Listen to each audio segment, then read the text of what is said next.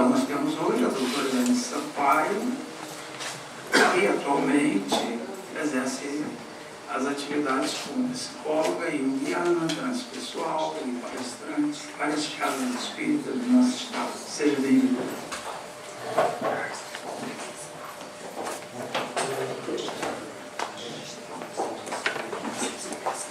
Boa noite, meus irmãos.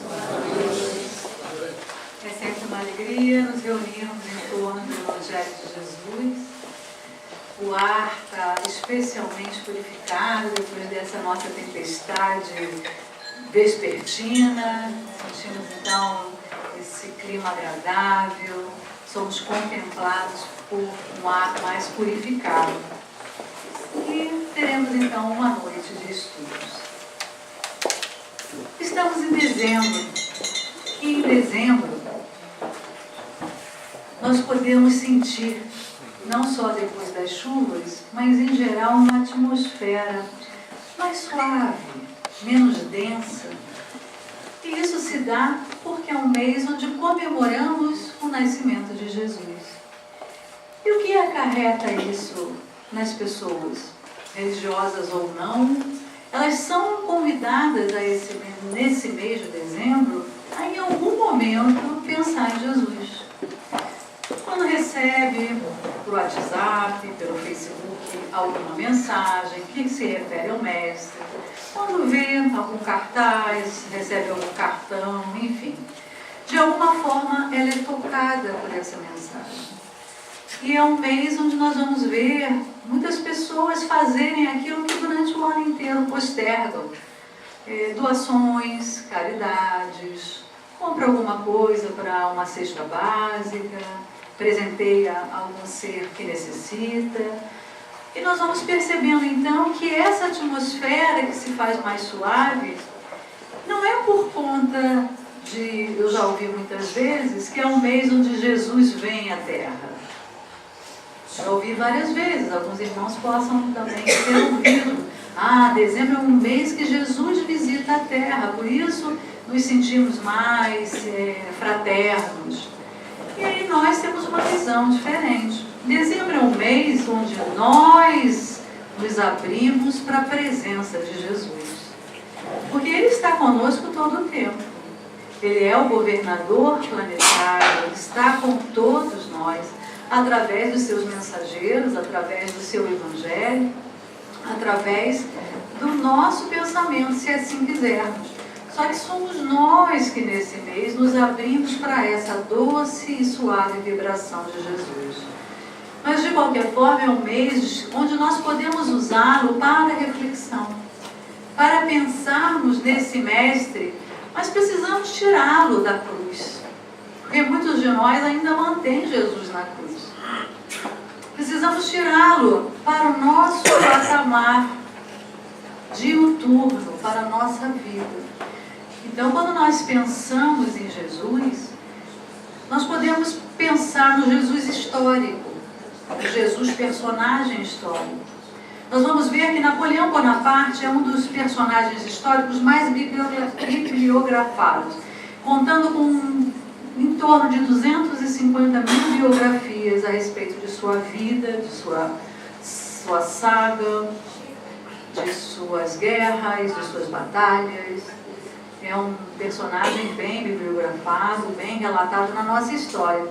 Jesus, quer nós acreditemos que Ele tenha nascido ou não, quer nós o sigamos ou não, Ele é um personagem muito importante. Que inclusive dividiu a era, os tempos, né, em antes e depois do Cristo. E ele conta com mais de 500 mil biografias.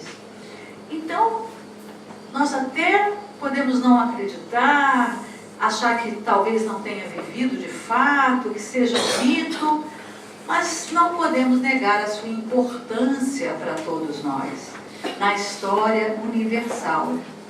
E, então, diante disso, eu vou lembrar de um filósofo, também filólogo, historiador, chamado Ernest Renan.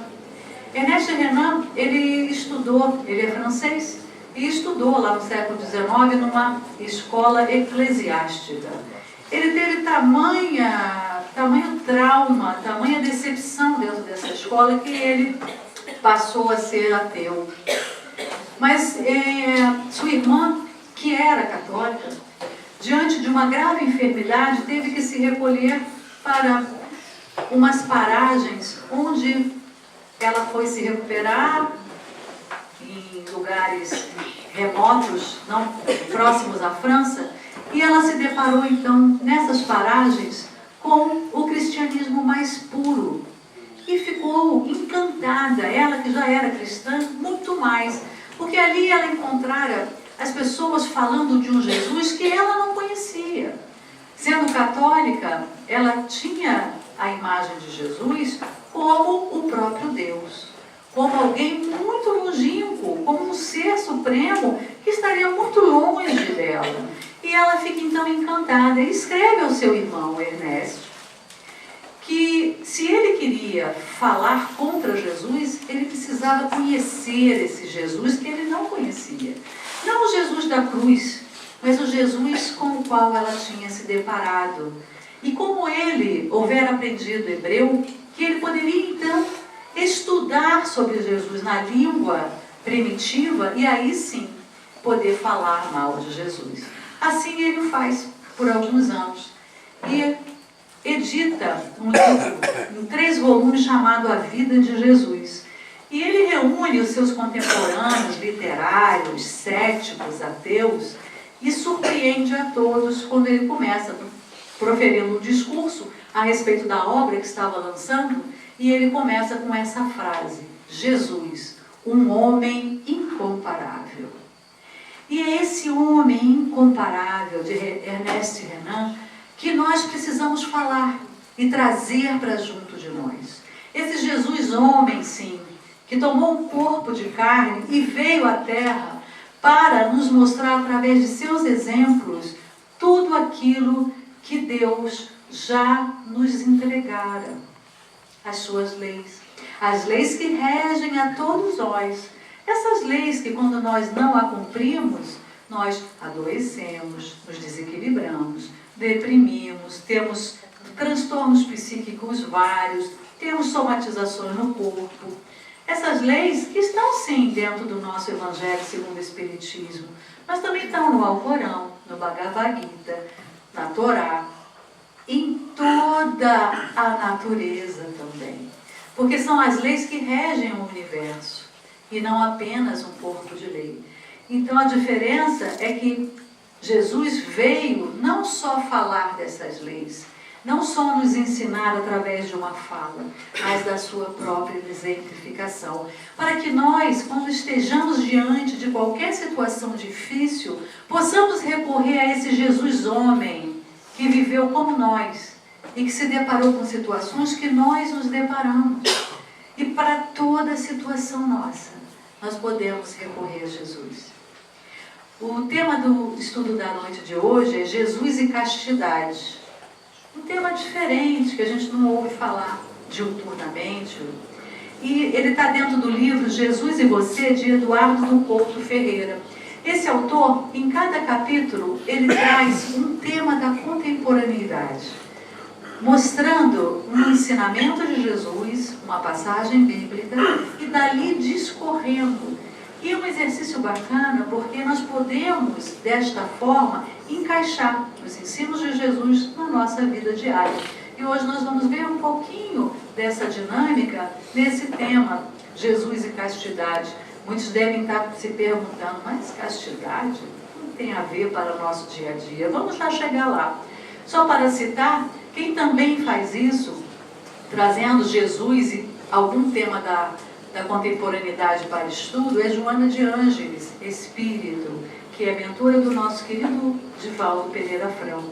Ela tem um livrinho muito interessante chamado Jesus e Atualidade, onde também cada capítulo é estudado algum assunto do nosso dia a dia. Isso é muito bom, porque nós, desta forma, tiramos Jesus dessa cruz, desse lugar longe, desse lugar da Santíssima Trindade, onde Jesus seria o próprio Deus, e colocamos ele no lugar de irmão mais velho, de mestre, de modelo, de guia, para que nós possamos, ao buscá-lo, fazer uma transformação necessária para deixarmos de sofrer.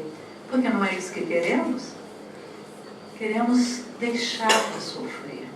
E aí, eu vou me lembrar de um filósofo da contemporaneidade, que chama Eckhart Tolle, que ele vai dizer que o sofrimento só é necessário até que nós compreendamos que ele não é necessário.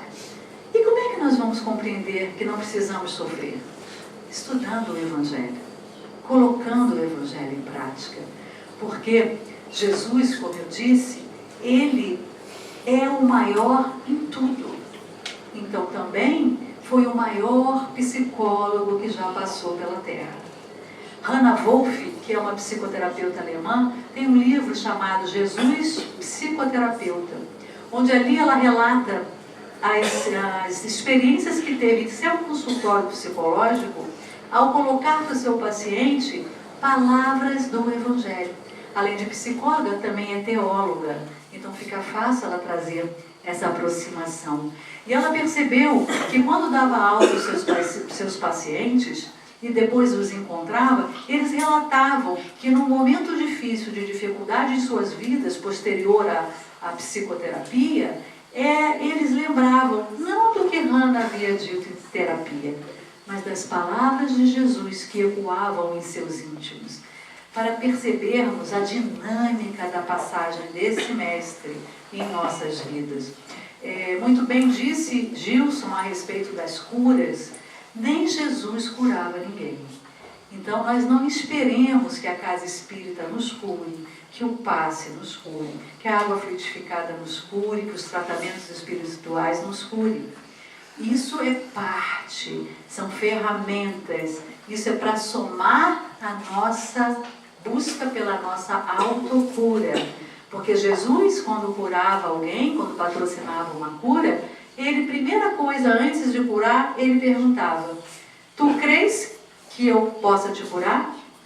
Sim, é a crença. É o primeiro passo para a cura. E depois, quando a cura acontecia, ele dizia: a tua fé te curou.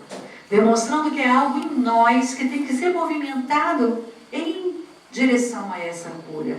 E depois a profilaxia para que a doença não retorne. Curou 10 leprosos, um voltou para agradecer. E ele dizia a todos depois de curados: vá e não tornes a pecar.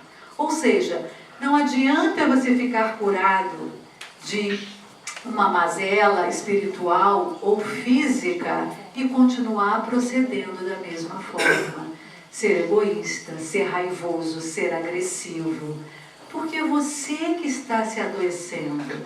E se você não muda, o passe alivia, a água frutificada acalma, mas o seu temperamento fará com que tudo retorne. Então, essa é a importância. Então, vamos lá. Nesse estudo, Jesus e Castidade, esse autor vai começar com um texto que está escrito em Mateus capítulo 19, item 12. Porque há eunucos que o são desde o ventre de suas mães, e há eunucos tornados tais pelas mãos dos homens, e há eunucos que a si mesmos se fizeram eunucos, por amor ao reino dos céus. Quem puder compreender, compreenda. Então, vamos primeiramente saber o que é eunuco, né? A maioria já sabe, mas é sempre bom a gente relembrar. Então, eunuco, essa palavra vem do latim eunucos e do grego eunaukos, quer dizer castrado, originalmente guarda de harém. Ou seja, eune de cama e oken, ter, segurar, no sentido de vigiar. Ou seja, vigilante da cama. Eram homens cujos testículos eram arrancados para que eles não pudessem, então, procriar e nem copular com aquelas mulheres que eles guardavam nos haréns. Então, inicialmente, foi dessa forma que surgiu a figura do eunuco, né? E nós podemos ver que por puro egoísmo e autoridade autoritária daqueles que podiam mandar, que detinham poder, sem se preocupar com o que aquele ser iria sofrer passando por essa atitude. E aí nós vamos então destrinchar essa frase, essa fala evangélica de Jesus. A primeira frase: porque há eunucos que o são desde o ventre de suas mães. Ou seja, nós vamos entender que tem homens e também mulheres que já nascem com alguma anomalia no seu centro genésico. Então, pode ser que os homens nasçam sem os testículos, ou mesmo com o pênis diminuto, ou mulheres que nascem estéreis, e seria desse tipo de anomalia que Jesus falava. Então, nós podemos entender, pelo olhar do Espírito imortal, com a nossa doutrina, que é uma doutrina do bom senso, que um dos princípios de nossa doutrina é a lei de causa e efeito. Não existe efeito sem causa. E tudo aquilo que nos acontece, principalmente algo com o qual nós nasçamos, uma anomalia genética, não tem outra explicação, senão uma causa anterior. Algo que nós demos causa numa vida pregressa. No Livro dos Espíritos há um estudo sobre causas atuais das aflições e causas anteriores das aflições, nos mostrando exatamente isso.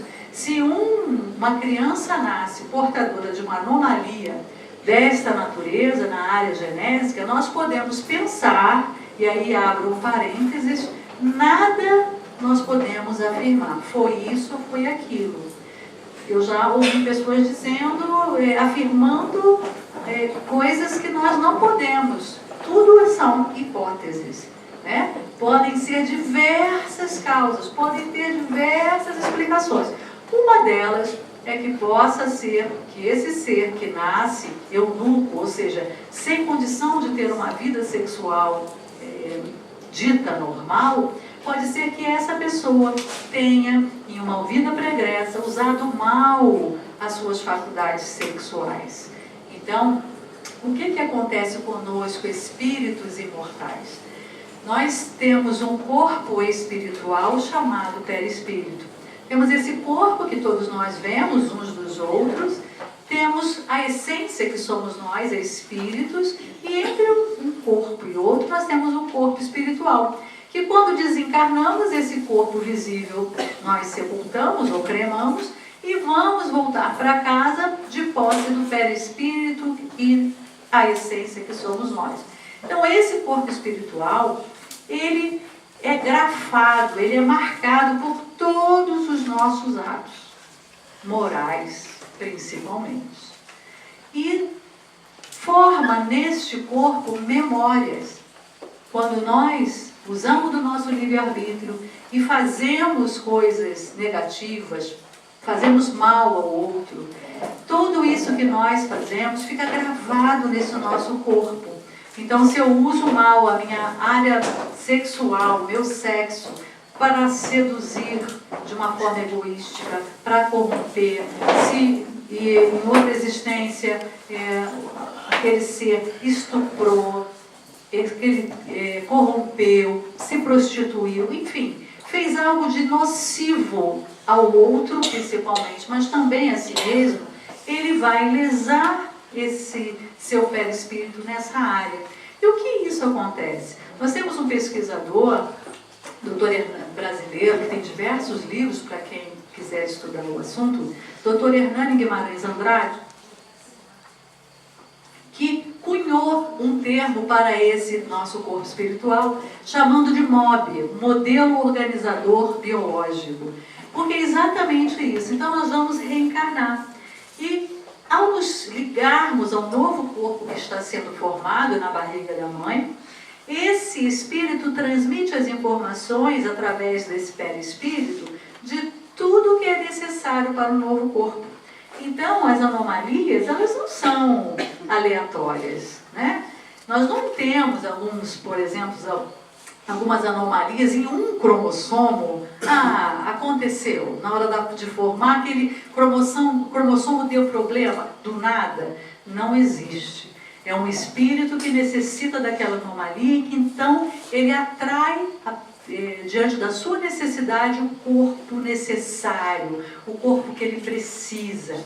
Então, essa seria uma das causas desses eunucos, ou seja, pessoas que trazem já geneticamente, ao nascer, essas, desde o ventre da sua mãe, como dizia Jesus, essas anomalias. Depois ele vai dizer na segunda frase: e há eunucos tornados tais pelas mãos dos homens. E aí entram esses eunucos mesmo, que eram castrados para tomarem conta de harém. E hoje, que nós já não temos uma visão mais ampla dessa prática, nós podemos pensar que em alguns países os pedófilos são castrados quimicamente e também perdem essa capacidade de exercer a sexualidade de periferia. Então, serão esses. Mas o que nos importa mais para o nosso estudo de hoje é a última frase. E há eunucos que a si mesmos se fizeram eunucos por amor ao reino dos céus. Quem puder compreender, que compreenda. E aí, nesta parte, nós vamos compreender que Jesus faz referência a esses irmãos que renunciam à sua sexualidade. São irmãos que têm os seus órgãos genitais perfeitos, têm os seus hormônios funcionando de uma forma perfeita, têm impulsos sexuais, têm desejos, mas sublimam por conta do reino dos céus, ou seja, por uma causa mais nobre, compreendendo que precisam usar essa energia sexual, que é uma energia poderosíssima, tanto que todos nós estamos aqui porque os nossos pais usaram as suas energias sexuais e nos deram vida, que a energia sexual é essa energia que nos fez levantar da cama hoje de manhã, não é? É a mesma energia. Então esses irmãos que o são por conta do reino dos céus, são esses missionários. Por exemplo, o nosso médium amor, Chico Xavier. Ele conta em diversas fontes que, na sua juventude, ele sentia esses arroubos dos hormônios e ele, então, buscou a sublimação, porque ele realmente veio com essa belíssima missão que ele abraçou. E o que acontece? Como a energia sexual é uma energia muito poderosa, nós podemos sublimar e usá-la para uma outra direção, no caso mais nobre. Então, alguns missionários preferem utilizar desta forma.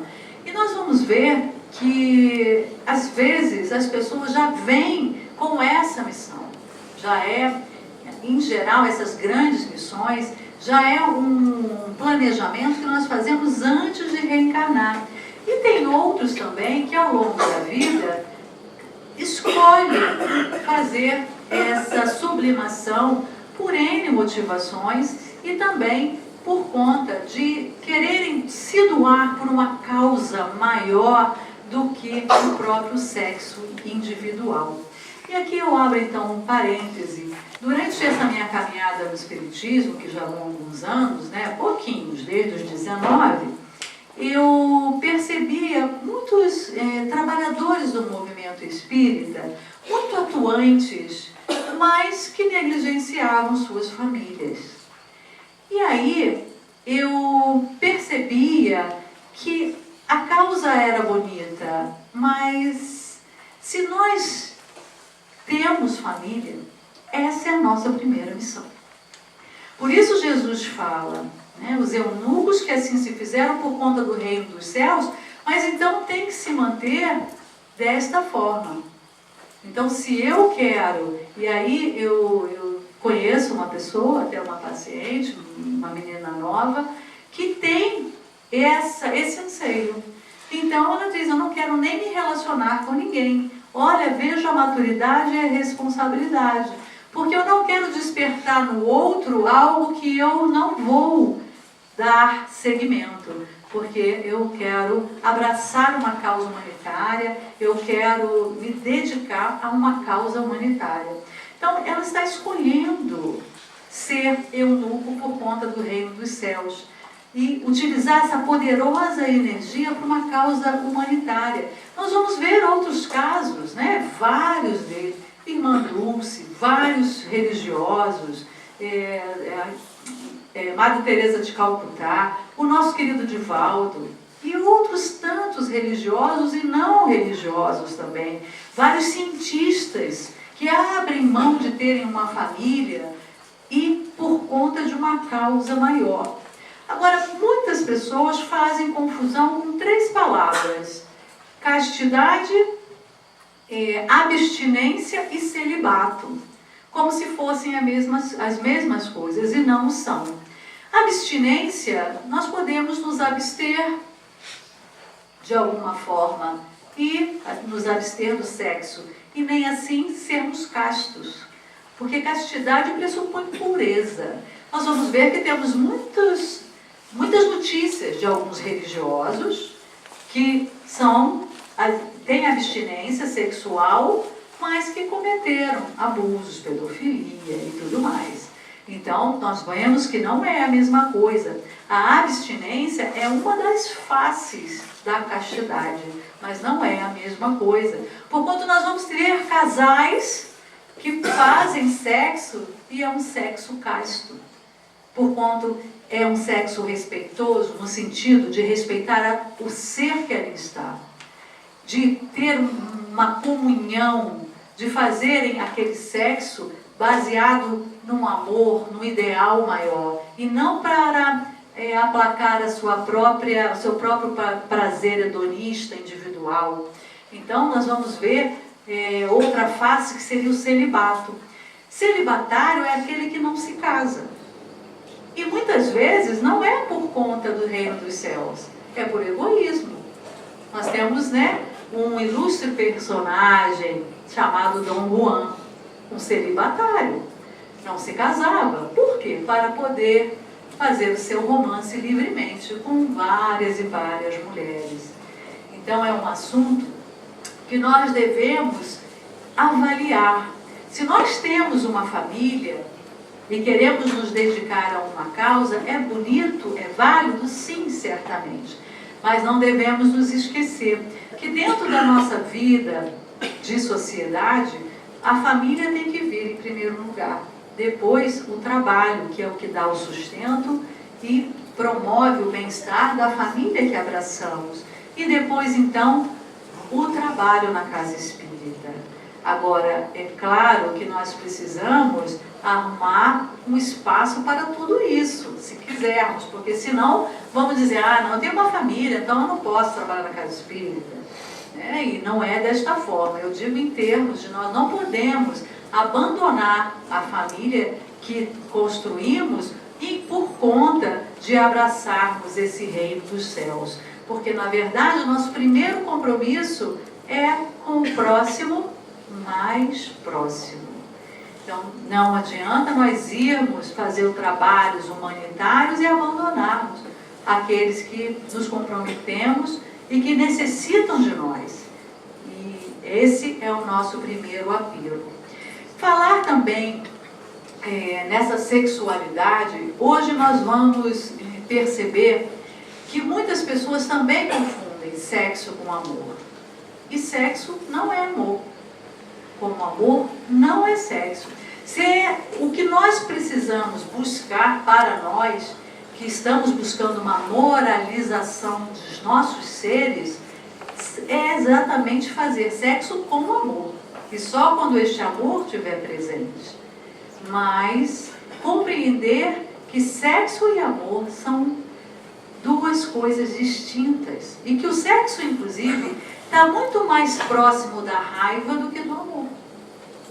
Parece estranho, mas é.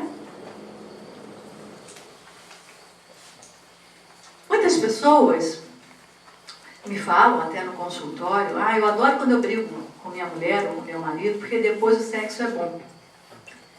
E por que é bom? Porque está com raiva. Se nós pensarmos em termos da sexualidade, até a forma como nós falamos algumas coisas com referência a sexo, ela é muito mais agressiva. Ela tem muito mais a ver com a agressividade. Então, nós precisamos pensar Porque nós somos seres pensantes e que queremos evoluir, não queremos? Estamos aqui nessa noite, depois de uma chuva, podemos estar olhando a noite bela que se faz lá fora, mas estamos aqui, porque nós já compreendemos que não somos corpos, que somos espíritos e que precisamos não precisar mais do sofrimento, usando o racional para buscar o quê? Aquilo que é importante. Precisamos evoluir. Evoluir pressupõe conhecer e transformar. O quê? A nós mesmos, não é assim? Então precisamos falar sobre todos os assuntos. Eu vejo as pessoas hoje fazem muito sexo, mas não falam sobre. E por quê? Que ainda no século XXI, o sexo que a maioria das pessoas fazem, pelas quais nós provemos a procriação da espécie, ainda é algo que a gente não tem vergonha, fica constrangido de falar.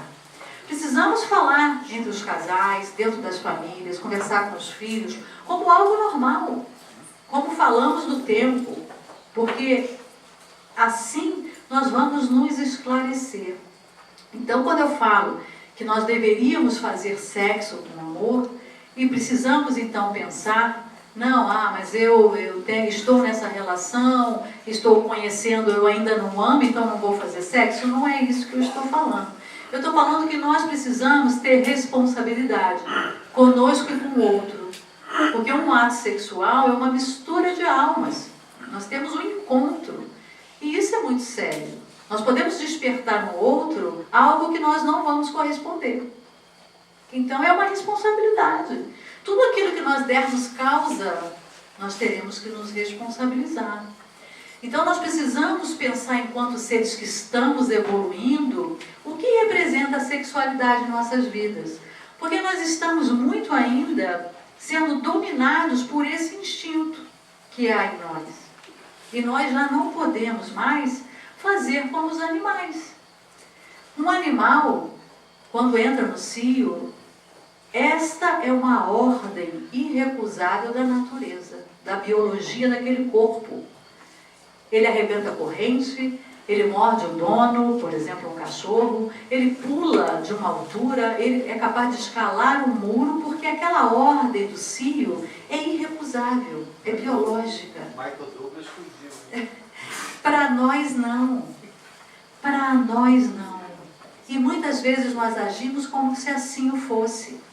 Por exemplo, estamos numa relação e alguém fora da relação nos atrai. E nós achamos que essa atração é irrecusável. É um apelo do corpo. É uma atração que vem muito mais do corpo. E se estamos numa relação, precisamos então pensar, primeiro, essa atração não é irrecusável. E eu preciso então pensar o que eu quero para mim. E se nós tivermos alguma dúvida, vamos nos colocar no lugar do outro. Do cônjuge do outro, do nosso cônjuge, para ver o que nós gostaríamos que fizesse. E também precisamos repensar o sexo dentro dos nossos casamentos, dos nossos e das nossas relações. Muitas pessoas, tive a ocasião de receber um paciente que se separou da mulher e ficou muito mal. E a causa foi que o sexo estava morno. Ele tinha 60 anos, ela 55. Se não ficasse morno, tinha alguma coisa errada. Mas não é? Porque os hormônios decaem. Nós mulheres entramos na menopausa, há um ressecamento, há uma falta desses hormônios da libido. O homem também entra no climatério, há uma queda dos hormônios. Só que aí a sociedade quer impor. Vem o Viagra. E aí as mulheres têm que fazer reposição hormonal para dar conta dessa demanda que estão nos colocando e nos dizendo que é o certo. A natureza é sábia. Se há esse declínio, é para ver se nós acordamos. Se nós não praticamos o sexo de alma até essa idade, está na hora de. Está na hora de nós compreendermos que não somos esse corpo que tem necessidade de sexo. Porque quando desencarnarmos, vamos para a espiritualidade, e se não compreendermos isso, vamos ficar viciados em sexo e vamos obsidiar aqueles que o praticam, para sorvermos esses vapores. Então precisamos pensar sobre isso. Precisamos pensar que estamos evoluindo. E um dia habitaremos mundos elevados, onde não precisaremos do sexo para a reprodução. É a nossa evolução. Porque nós somos espíritos. Espírito não tem sexo. Não tem corpo. Precisamos raciocinar. O que isso nos concita a fazer? A pensar na nossa sexualidade.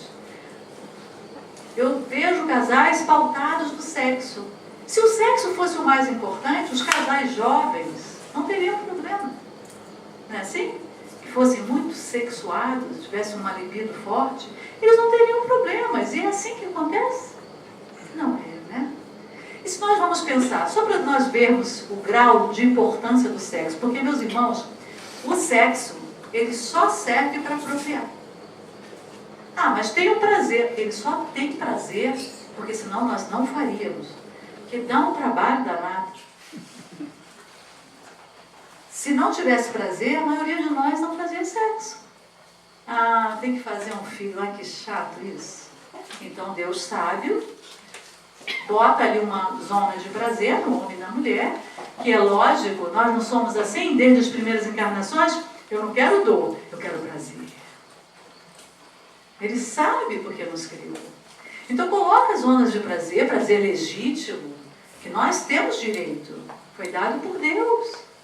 Só que como em tudo em nossas vidas, temos que saber o que fazer, como fazer, de que forma usar, para que isso seja divino, para que nós possamos honrar a nossa sexualidade.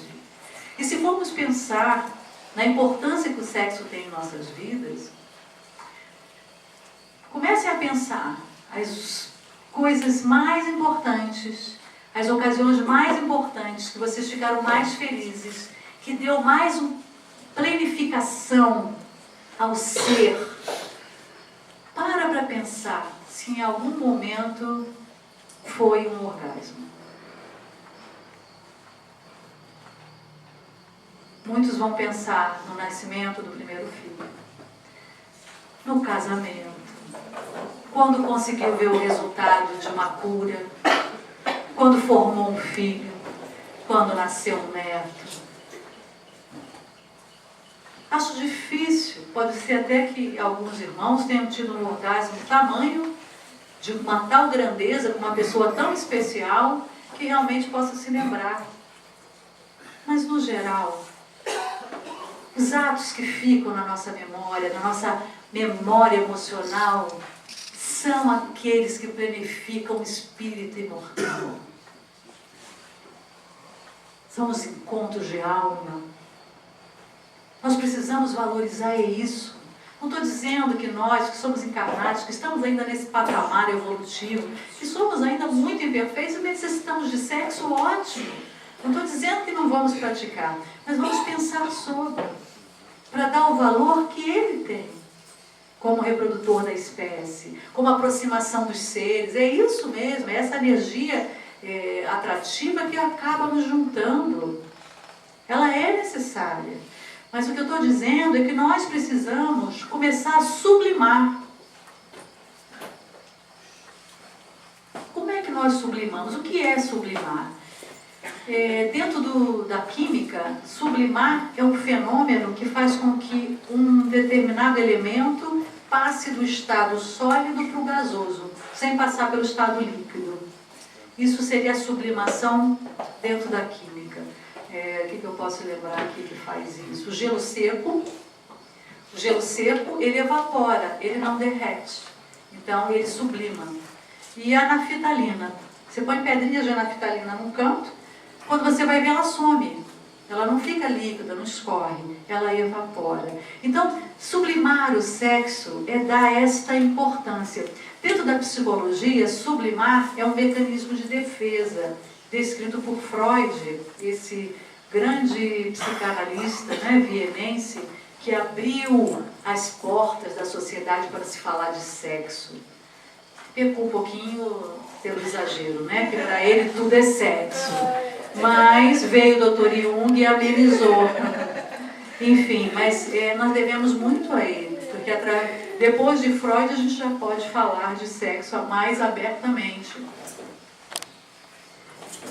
dentro desse mecanismo de defesa, que é uma defesa do eu, do ego, a sublimação é quando, por exemplo, eu sou uma pessoa muito agressiva, mas isso é feio, né? Da sociedade acha feio. Eu não posso sair por aí socando o nariz das pessoas que eu tenho vontade, mas eu tenho essa energia agressiva. E o que eu faço? Eu sublimo, aí eu vou virar pugilista, porque aí a sociedade aplaude como se fosse um esporte. Meio bizarro, mas enfim, tá melhor, né? Porque é aceito. Então isso é sublimar. Quando a gente fala em sublimar o sexo, é nós vermos o sexo desse outro patamar, como uma aproximação, e respeitarmos o nosso cônjuge dentro daquela fase que ele está.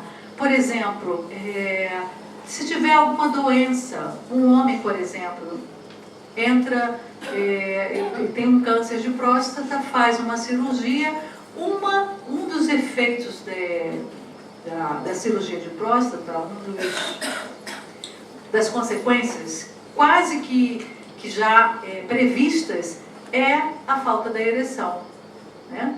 Então, muitos homens se submetem e aí depois como é que vai fazer sexo? Tem várias alternativas, tem remédios, tem próteses, tudo bem. Mas pode ser que aquela pessoa não queira mais. E aí a sua esposa vai fazer o quê? Né? E o contrário também. Tem mulheres que entram na menopausa e decidem não mais fazer sexo. E aí o marido vai fazer o quê? Ah, não quer mais? Então vou te trocar por 2 de 25, né? Essa historinha boba que a gente ouve por aí. E aí pensar sobre a importância que o sexo tem na nossa vida, para que a gente possa desqualificar esse lugar que muitas vezes a gente põe lá no alto. E se nós pensarmos quantas vezes e quanto tempo da nossa vida conjugal nós de fato usamos para o sexo, Paulo Coelho vai falar em 11 minutos. Nós vamos jogar toda uma vida de relação com aquele companheiro, com aquela companheira, por conta disso. Então é algo que nós precisamos rever na nossa conduta. E outra, valorizar o sexo da alma. Não existe só sexo de periferia. Existe o sexo carinho, o sexo aconchego, o sexo de estarem juntos por uma causa. Criar os filhos, né? Uma obra social, trabalhar numa causa, estarem ali, serem o apoio daquela família, serem um exemplo, estarem juntos. Muitos casais passam a pior fase de suas vidas juntos, construindo, batalhando, segurando um na mão do outro, um trabalha para aquilo. Quando chega na fase que é para eles, né, olharem um por outro e poderem ter um pouco mais de tranquilidade para curtirem, aí vai buscar outro parceiro, porque o sexo ficou morno. É esse olhar que nós precisamos ter. E nós vamos pensar também, num outro exemplo, Gandhi.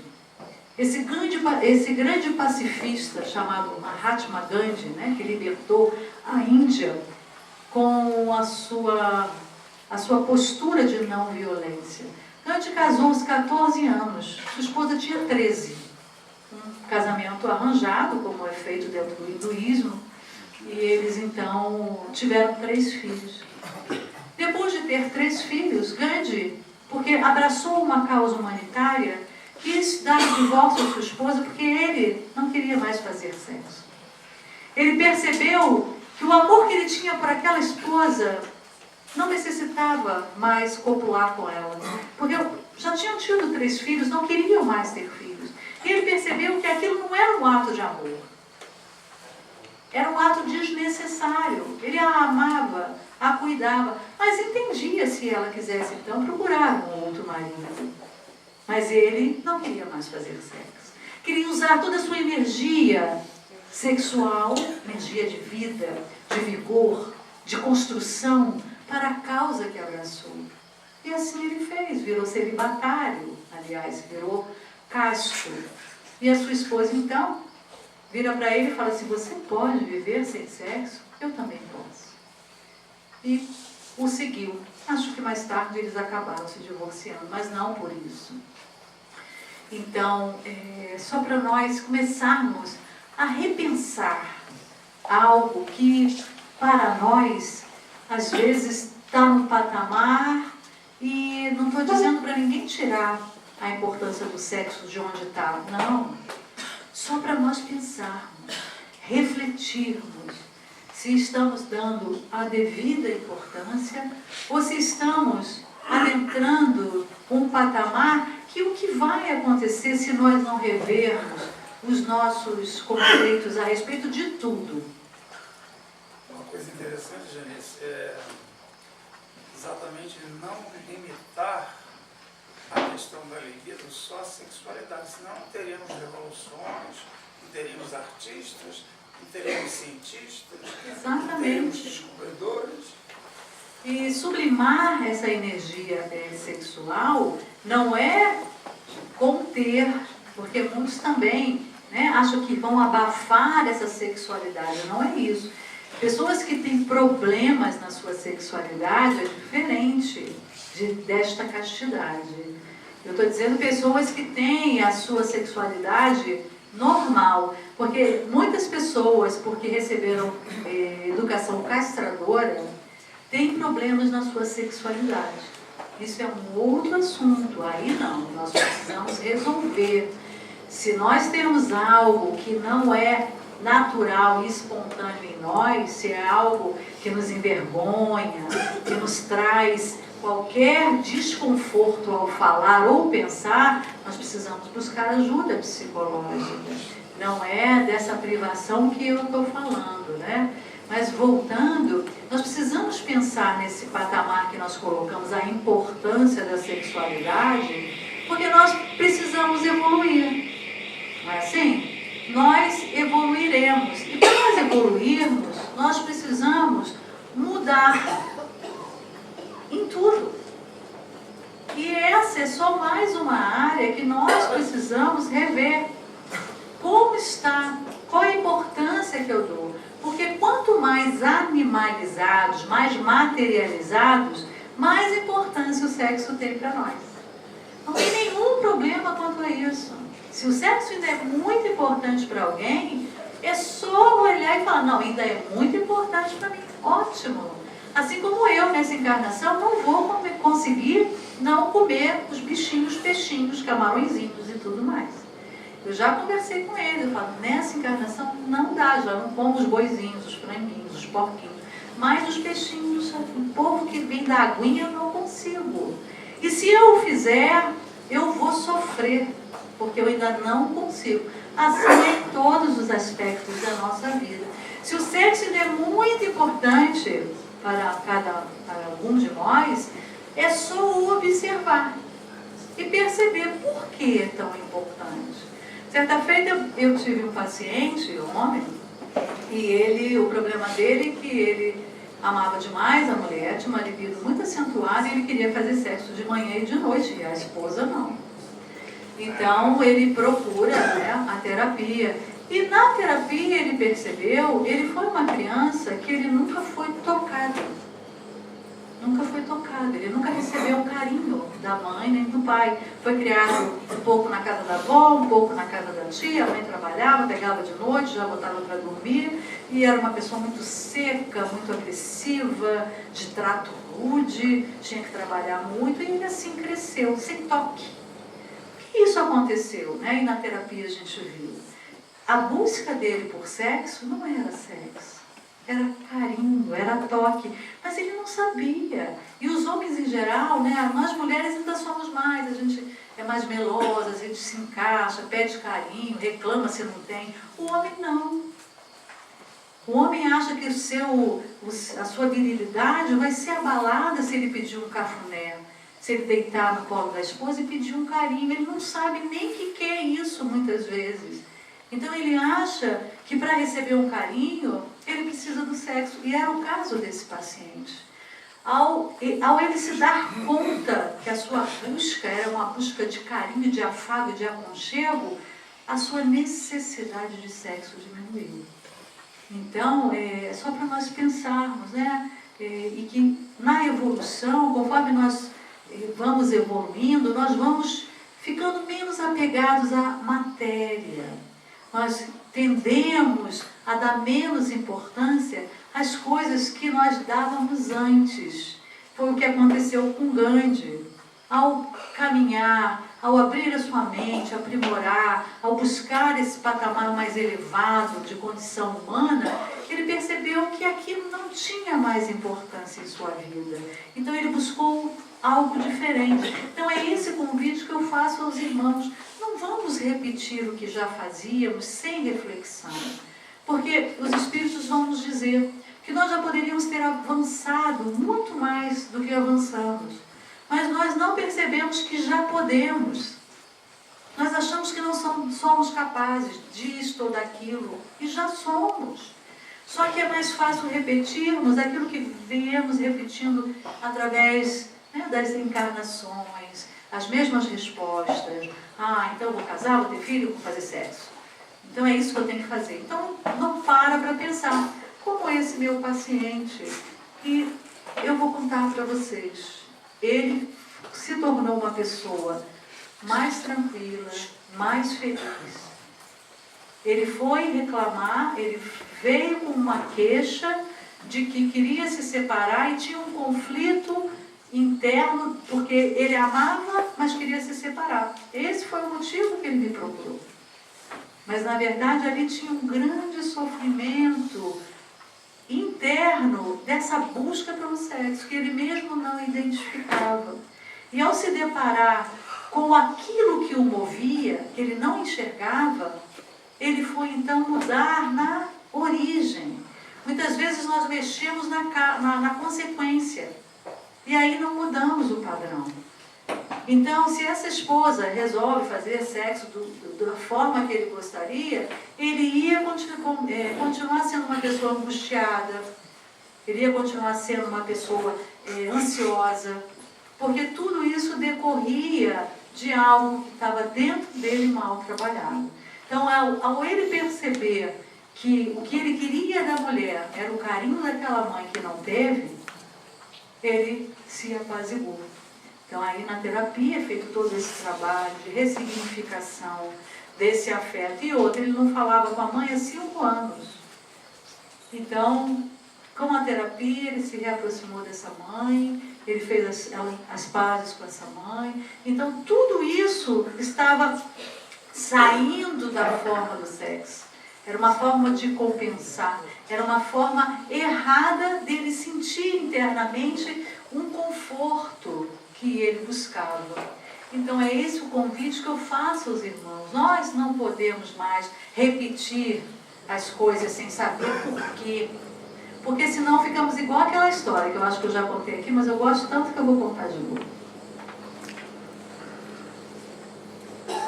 Um amigo foi visitar o casal na sua casa, e aí, né, como sempre, né, a gente tem intimidade e vai para a cozinha, que é o melhor lugar da casa. E aí senta-se lá conversando com o amigo, e a esposa do amigo então começa a preparar o almoço. E ela pega uma carne que é para assar, chamada lagarto, né?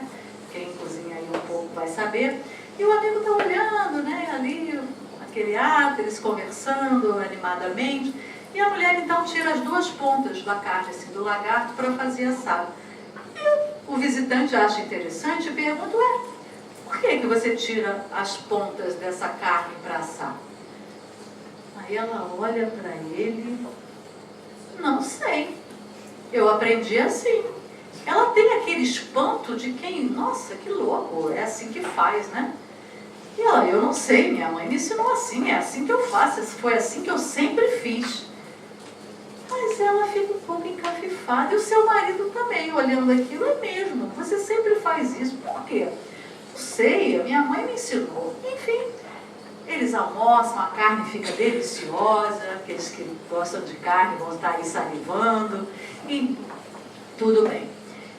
Semana seguinte, o casal vai à casa da mulher, da mãe da mulher, da sogra, e o marido lembra: ô, minha sogra, conta o episódio, na semana passada, meu amigo esteve lá em casa e tal e tal. E agora me diz aí, por que a senhora ensinou para sua filha e tira as pontas do lagarto? Ela vira para ele: tira o quê? E a moça, ô mãe, para assar a carne, a senhora não me ensinou a tirar as pontas do lagarto? Eu era pequena, eu ajudava a senhora a fazer, a senhora me ensinou. Eu falei, ô minha filha, tem tanto tempo isso. Isso é porque a gente era pobre, a panela era pequena, e eu guardava as pontas do lagarto para fazer a sopa de noite. E nós estamos aí, cortando as pontas do lagarto. Sem saber por quê. Sem saber por quê. Nós precisamos, então, nos olhar, nos conhecer. Por isso que a nossa doutrina, ela nos concita o autoconhecimento. Eu preciso saber por que eu ajo dessa ou daquela maneira. Eu preciso saber quem eu sou. Para eu poder transformar, eu preciso saber transformar o quê? A gente ouve tanto, reforma íntima, reforma. Eu vou reformar o quê? Eu quero fazer a reforma, mas aonde? Né? Então, nos olhar, nos conhecer, nos perguntar, por que eu ajo dessa maneira? Acontece alguma coisa, eu tenho que refletir. Se eu não consigo refletir na hora, eu vou refletir depois. Por que eu dei esta resposta? Por que eu fui agressiva? E aí, a resposta está sempre em nós. Temos que ter olhos de ver e ouvidos de ouvir. Parar de dizer, não, eu fiz isso porque fulano. Né? Eu corto lagarto porque minha mãe. Eu grito porque ele me tira do sério. Não. Por que eu gritei? Eu fiquei com medo. Medo de quê? Ai, medo dele achar que eu sou frágil, que eu sou fraca. Ué, mas o que isso pode acontecer? E se eu me mostrar fraca? É mesmo. Não vai acontecer nada. Então por que eu não posso mostrar a minha fragilidade? Por que eu não posso ser doce, gentil? Então é essa reflexão, meus irmãos, que Jesus nos concita a fazer. Refletir na castidade, refletindo na nossa própria castidade. Refletir na nossa vida sexual é refletir na nossa paz de espírito. Porque tudo em nossas vidas tem que servir para nos levar à paz, à tranquilidade, ao equilíbrio. Então, se algo está levando desequilíbrio a nós, ou a nossa família, ao nosso cônjuge, e depende de nós, está na hora de nós nos olharmos, está na hora de nós refletirmos e perceber que nós já podemos fazer diferente, porque nós não pertencemos a essa terra, estamos de passagem, e nós vamos voltar para casa, onde não tem sexo, não tem comida, não tem televisão, não tem mesa, não tem carro, não tem casa na praia. E eu costumo dizer, nós temos que ter sucesso na encarnação. Nós, antes de reencarnarmos, nós imploramos essa oportunidade. E nós nos comprometemos com Jesus, que é o governador planetário, que nós viríamos para fazer diferente, porque se fosse para fazer igual, não nos dariam esta oportunidade. E é essa oportunidade que nós precisamos agarrar, para que quando nós voltarmos para casa, nós possamos olhar no nosso roteiro, no nosso compromisso, e podemos dizer, eu tive sucesso na minha missão na Terra. E meus irmãos, o sucesso não vai ser medido. Quantas faculdades você fez? Você comprou casa própria, você teve um carro importado. Nossa, você tinha tanta blusa de grife. Seu closet era abarrotado. Você deixou patrimônio para os filhos. Não, nada disso. O nosso sucesso será medido com aquilo que realmente importa. Se nós estamos voltando para casa mais solidários, menos egoístas, mais fraternos, mais humildes, que é a humildade, meus irmãos. Se eu posso dar uma dica, que é a que eu me dou todos os dias, que nós possamos buscar essa única virtude, mas com ardor, com vontade, é a humildade, porque sem ela nenhuma outra virtude se instala em nenhum de nós. Que o Mestre Jesus possa abençoar o lar de todos os irmãos nessa noite que comemoramos o Natal, o nascimento. Que Jesus possa nascer nos nossos corações e que não deixemos Papai Noel tirar o lugar do nosso Mestre. Porque Papai Noel representa a matéria e Jesus representa o reino dos céus, o nosso sucesso existencial. Muita paz a todos.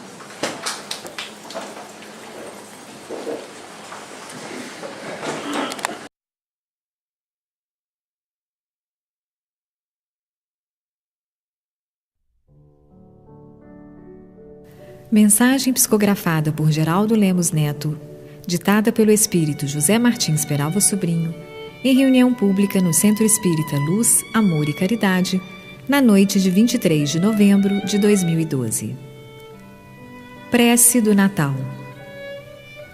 Jesus, Divino Amigo, aproximando-nos do Teu Natal, o tempo se engalana das guirlandas do reconhecimento ao Teu nome bendito sobre a terra de nossos corações. Mas antes que nossos ambientes terrestres se enfeitem de luzes e cores na recordação de Tua divina passagem, que o íntimo de nossa alma se adorne com os mimos da gratidão e do reconhecimento a Ti. Um festival de gastos se aproxima em que parentes e amigos da vida humana, em sinal de amizade e amor, trocam recordações em Teu nome. Mas antes de mergulharmos nossa atenção nas tradições mundanas, que possamos oferecer-Te, Senhor, os tesouros da paz e da concórdia nos escaninhos ocultos da própria alma. Encantadoras melodias já se ouvem aqui e acolá em louvor de Tua presença augusta entre nós há 2000 anos. Contudo, antes de acompanharmos os acordes harmônicos dos variados estilos musicais que Te rendem homenagem, que saibamos afinar o imo de nosso ser no diapasão sublime do esquecimento de todo o mal e do perdão das ofensas. Igrejas de variadas procedências interpretativas estarão, a esta hora, já preparando cerimônias e cultos especiais de excelência doutrinária para honrar-Te a missão de Salvador entre os homens de boa vontade.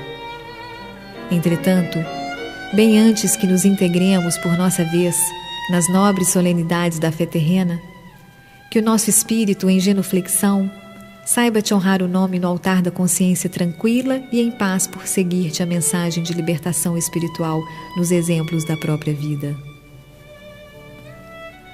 Muito justo observarmos os grupos afins e as famílias se prepararem convenientemente para a ceia da comunhão do próximo dia 24 de dezembro. No entanto, antes de nos deleitarmos na festa de alegria junto aos nossos entes mais queridos, que todos nós sejamos capazes de descer do campo de nossa felicidade familiar em busca dos irmãos do caminho em provas de sofrimentos e miserabilidade, ofertando-lhes o banquete da fraternidade mais pura e despretensiosa, repartindo com eles a riqueza do afeto e o presente da caridade.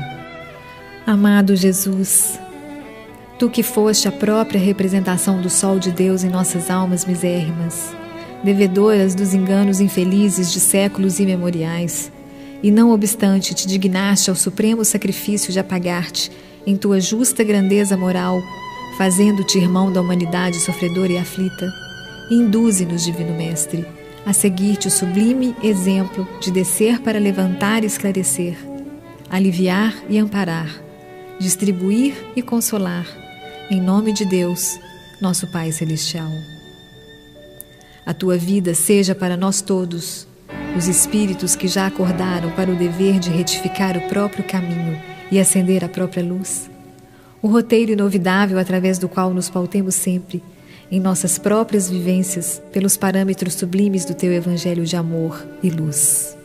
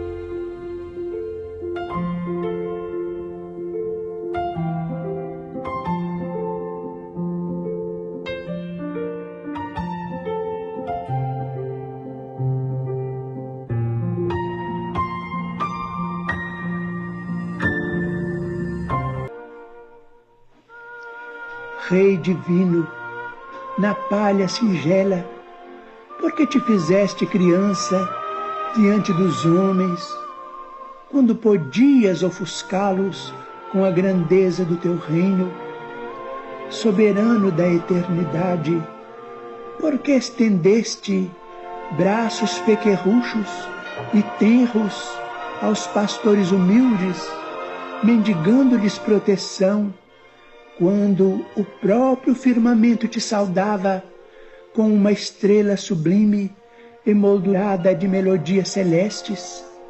Certamente vinhas ao encontro de nosso coração para libertá-lo. Procuravas o asilo de nossa alma para convertê-la em harpa nas tuas mãos. Preferias esmolar segurança e carinho para que, em te amando de algum modo na manjedoura esquecida, aprendêssemos a amar-nos uns aos outros. Tornavas-te pequenino para que a sombra do orgulho se desfizesse em torno de nossos passos, e pedias compaixão, porque não nos buscavas por adornos do teu carro de triunfo, como vassalos de tua glória, mas sim por amigos espontâneos de tua causa e por tutelados de tua bênção. E modificaste assim o destino das nações. Colocaste o trabalho digno onde a escravidão gerava miséria.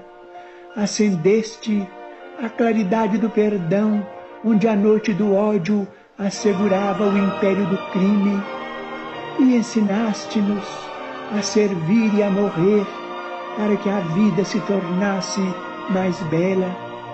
É por isso que, ajoelhados em espírito, recordando-te o berço pobre, ofertamos-te o coração.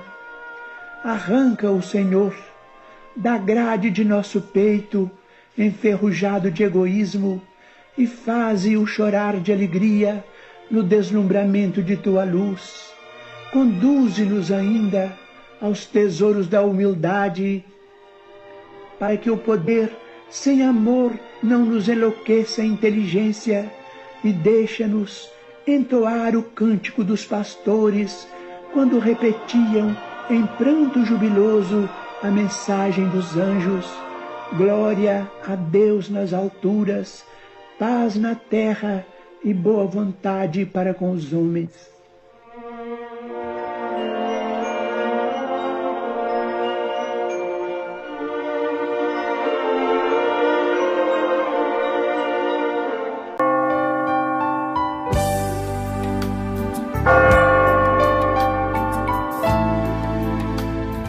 Lá distante se ouve o sino, aqui mais perto se vê os presentes, e acolá brilha uma estrela luminosa sobre o pinheiro. Eis que se aporta o Natal, aquela época em que se celebram as amizades, as conquistas e que se planejam os méritos do porvir. É o momento em que as pessoas abrem seus corações para o outro através da solidariedade. Este é o tempo em que todo abraço, todo sorriso, todo carinho é mais iluminado. A esperança corre livre. Os homens elevam suas almas agora mais fraternas e, por seus gestos de afeto, trazem para mais perto do planeta a presença do Mestre. É tempo de Natal, é tempo de amor. A cidade que brilha inspira o poeta a dizer que de novo o amor existe e que a fé volta a morar na alma dos sonhadores que aspiram um tempo mais doce, onde todos os dias sejam plenos como o dia do Natal.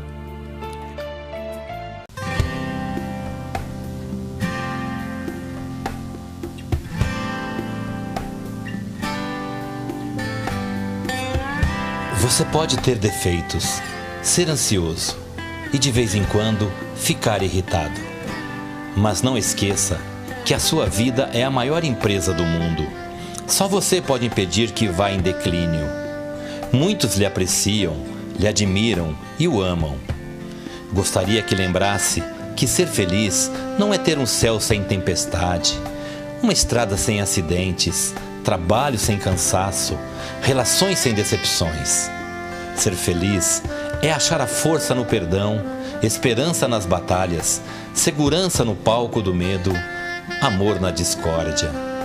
Ser feliz não é só apreciar o sorriso, mas também refletir sobre a tristeza. Não é só celebrar os sucessos, mas aprender lições dos fracassos. Não é só sentir-se feliz com os aplausos, mas ser feliz no anonimato. Ser feliz é reconhecer que vale a pena viver a vida, apesar de todos os desafios, incompreensões, períodos de crise. Ser feliz não é uma fatalidade do destino, mas uma conquista para aqueles que conseguem viajar para dentro de si mesmo. Ser feliz é parar de sentir-se vítima dos problemas e se tornar autor da própria história. É atravessar desertos fora de si, mas conseguir achar um oásis no fundo de nossa alma. Ser feliz é agradecer a Deus por cada manhã, pelo milagre da vida. Ser feliz não é ter medo dos próprios sentimentos, é saber falar de si, é ter coragem de ouvir um não, é sentir-se seguro ao receber uma crítica, mesmo que injusta. É beijar os filhos, mimar os pais, viver momentos poéticos com os amigos, mesmo quando nos magoam. Ser feliz é deixar viver a criatura que vive em cada um de nós, livre, alegre e simples. É ter maturidade para poder dizer errei. É ter a coragem de dizer perdão. É ter a sensibilidade para dizer eu preciso de você e ter a capacidade de dizer eu te amo. Que a tua vida se torne um jardim de oportunidades para ser feliz. Que nas tuas primaveras seja amante da alegria. Que nos seus invernos seja amante da sabedoria. E quando você errar, recomece do início, pois somente assim será apaixonado pela vida.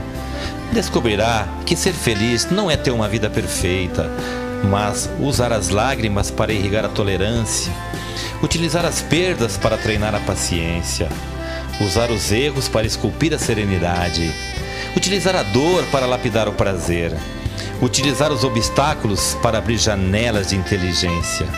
Nunca, nunca desista. Nunca renuncie às pessoas que lhes ama.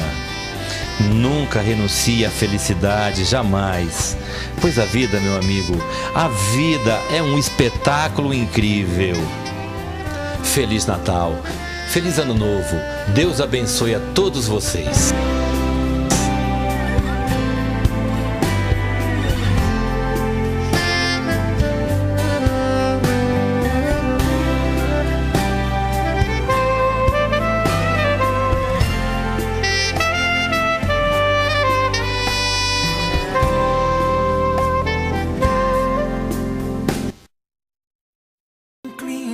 De sonho se espalha no ar, pessoas se olham com brilho no olhar. A gente já sente chegando o Natal, é tempo de amor, todo mundo é igual. Os velhos amigos irão se abraçar, os desconhecidos irão se falar.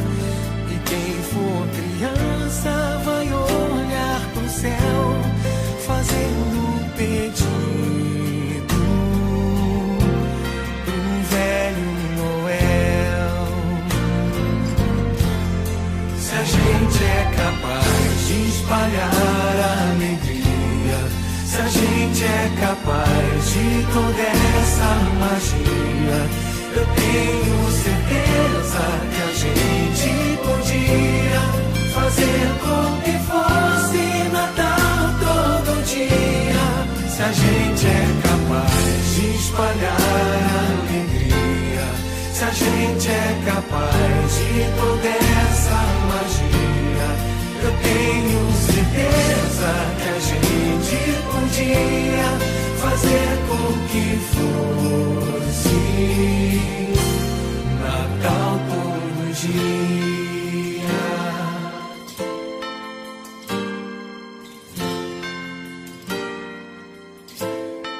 Um jeito mais manso de ser e falar, mais calma, mais tempo pra gente se dar. Me diz por que só no Natal é assim. Que bom se ele nunca tivesse mais fim. Que o Natal comece no seu coração, que seja pra todos sem ter distinção. Um gesto, um sorriso, um abraço, o que for, o melhor presente é sempre um amor.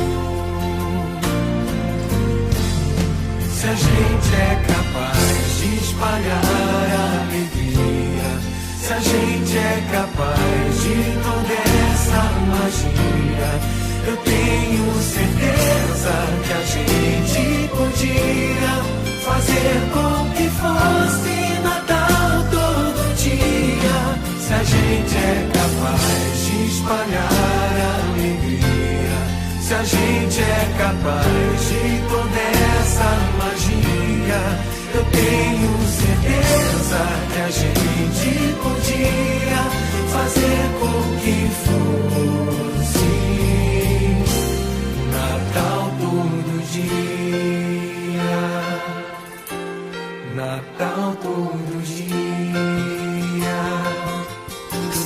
Natal todo dia, Natal todo dia, Natal todo dia, Natal todo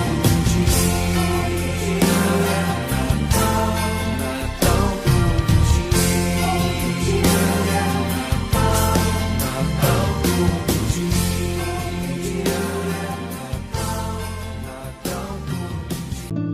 Ele nasceu em uma estrebaria, oculto aos olhos dos poderosos de sua época. Teve seu nascimento anunciado aos simples, que traziam os corações preparados para o receber. A orquestra dos céus se fez presente, e a ópera dos mensageiros celestiais o anunciou a quem tivesse ouvidos de ouvir. Jesus, ninguém que o igualasse. Alto e belo, chamava a atenção por onde transitasse. Os trigais se dobravam à sua passagem e os ventos iam à frente, anunciando-lhe a chegada. Por onde passou, deixou indelével o seu perfume. Não conduzia guerreiros nem serviçais pomposos. A voz do povo o anunciava, e seus cantos chegavam aos ouvidos de todos, mesmo daqueles que pretendiam se fazerem surdos. Sua mensagem atingia os corações, e como hábil agricultor, semeou a esperança e a fé nos terrenos mais áridos. Rei das estrelas e governador do mundo, fez-se simples e evidenciou à saciedade a importância das coisas pequenas, dos serviços humildes. Ele próprio serviu na carpintaria, modelando formas na madeira. E mais tarde, servindo-se de uma toalha e água, lavou os pés dos seus apóstolos. Tomou de um grão de mostarda e o fez símbolo da fé que move montanhas. Utilizou-se da água pura jorrada das fontes cristalinas para falar da água que sacia a sede para todo o sempre. Tomou do pão e o multiplicou, simbolizando a doação da fraternidade que atende o irmão onde esteja e com ele reparte o pouco que tem. Falou de tesouros ocultos e de moedas perdidas. Recordou das profissões menos lembradas e as utilizou como exemplo, ele mesmo, denominando-se o bom pastor, que conhece as suas ovelhas.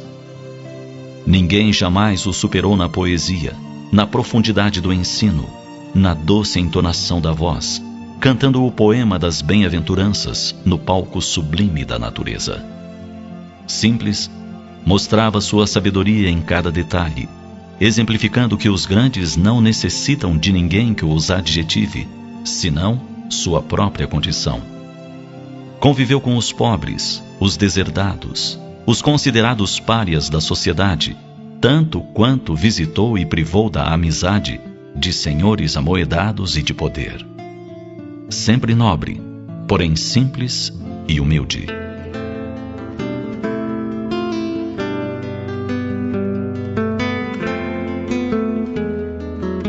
Agora que o Natal canta alegrias aos corações mais do que nunca, se pode ouvir-lhe a voz doce, convidando ao amor. E por isso mesmo, as criaturas se movimentam de forma mais intensa e se doam. São brindes, presentes, alimentos e agasalhos. É o próprio ser que esquece de si e se doa. Doa as horas do seu dia. Com um sorriso nos lábios, abre os braços e agasalha o outro no próprio coração. Depõem-se as armas, silenciam-se os combates. Faz-se paz nos campos de batalha da intimidade e do mundo. Tudo por quê? O aniversário dele se aproxima. E embora ainda infantis na arte de amar, todos podemos sentir que ele se faz mais presente, porque abrimos o nosso cofre do sentimento e lhe permitimos penetrar. São dias de felicidade os que vivemos no Natal, tudo em nome de um homem e de sua mensagem.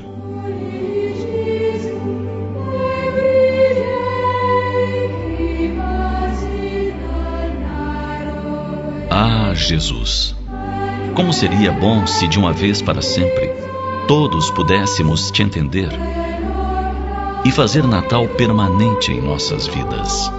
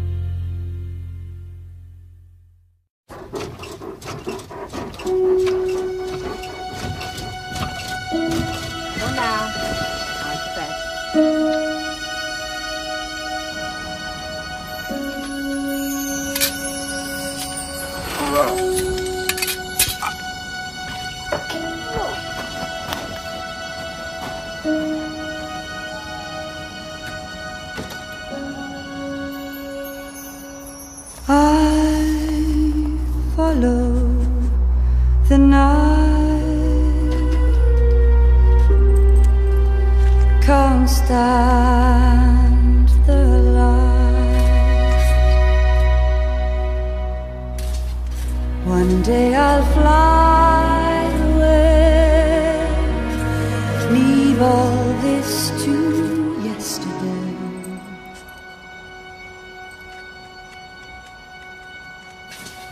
What more can your love do for me? When will love be through with me? Why live life from dream to dream and dread the day when dreaming